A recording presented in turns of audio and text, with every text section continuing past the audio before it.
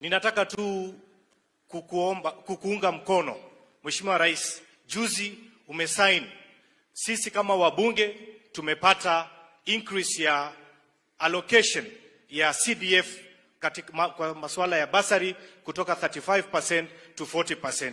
Asante sana Mheshimiwa Rais. Pia tumeona Mheshimiwa Rais, bei ya mafuta imeshuka chini. Ndugu yangu Mheshimiwa Kibagendi, nimesikia ukisema masuala ya mafuta, lakini ni muhimu tukumbuke kwamba sio rais ambaye anapandisha ama anashukisha. There are many factors ambaye ndio inafanya bei ya mafuta inaenda juu. Ya mwisho Mheshimiwa Rais, katika constituency yangu kuna pesa ambaye kwamba ulikuwa umetuahidi ya no, ni lazima tuseme ukweli. Huo ndio ukweli wa maneno.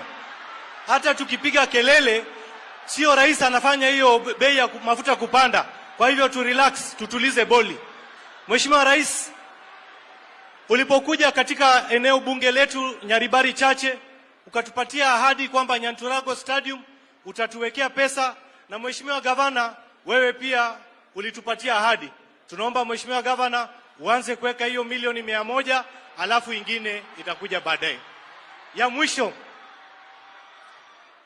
Mheshimiwa Rais, hapana, tu relax, lazima tuseme ukweli. Mheshimiwa Rais, ya mwisho nataka kueleza kwamba ni vizuri na ni muhimu viongozi waheshimu serikali yako na wewe. Ikiwa wewe huwezi kuheshimu rais na unataka upewe msaada, utasaidiwa namna gani? Asante sana, na hii story ya kublackmail serikali tuache. Asanteni sana. Abantu